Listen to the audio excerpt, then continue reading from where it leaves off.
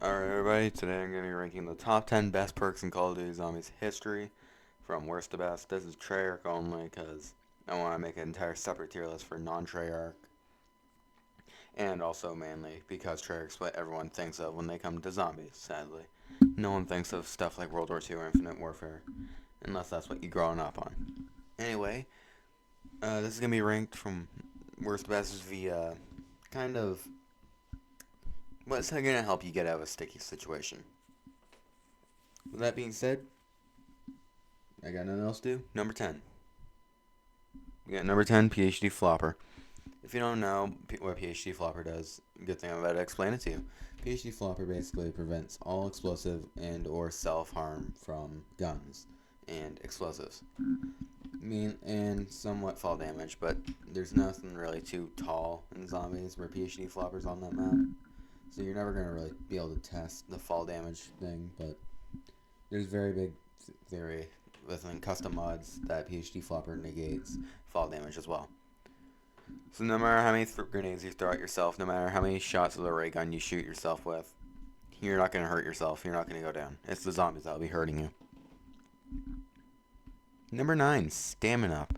Stamina Up is great for being stuck in sticky situations, mainly because if you're about to get cornered and you see a little gap, you can run. But sometimes, if you're not fast enough, you get caught in that little corner, and all of a sudden, you're dead. Well, with Stamina Up, you can hopefully close that gap in time so you can get out of that little corner. I don't know, just things. It just makes me think. It just makes me think that I'm a little bit safer than, if I was to run something like Who's Who. Number 8, Vulture-Aid. This one's a little lower on my list. I didn't want it to be, but I'm putting it here mainly because Vulture-Aid has 3 abilities. 2 of them aren't useful in this tier list. It would be like the worst. But whenever you're stuck in a sticky situation, stuck in a sticky situation, a zombie can occasionally have green mist, and if you kill it, a green mist sticks to the ground. That green mist, when it sticks to the ground, then eventually becomes camouflage for you and teammates, I believe. I don't know. I don't got friends to play Black Ops 2 with. Oh. All in all, though, it's a great thing to have. You're stuck in a corner, and if you need quick zombies blood, get Vulture-Aid. Number 7, Quick Revive. This isn't really good for being stuck in a sticky situation, more or less, than it is getting up after you're in that sticky situation. Let's say you go down. You're trapped in that corner, and you didn't have anything to protect you. You had a 1911 because you respawned not that long ago. You grabbed Quick Revive. No, that doesn't make sense. Hold on.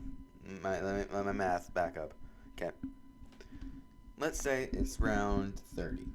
You got some pretty strong zombies around you. And you only got unpack hunched weapons that aren't doing damage, and they're barely doing anything. And let's say you don't have the previous 3 mentioned perks.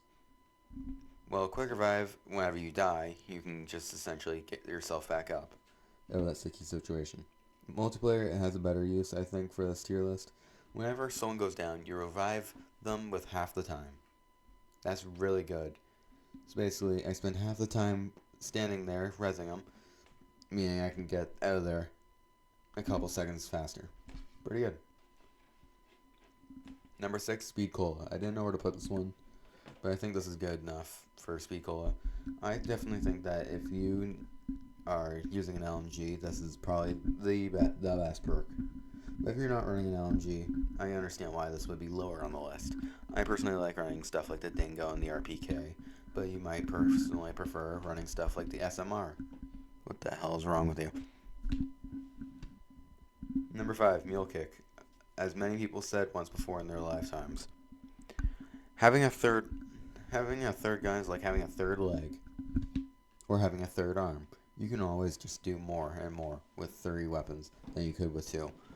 Just make sure to be careful, because if you die and go down and you use Quick Revive to get yourself back up, you will no longer have that Mule Kick slot weapon. It will be gone, lost to time. So don't get your wonder weapons on that slot. Just get stuff like a Dingo or something that you can easily replace over and over again. in that slot.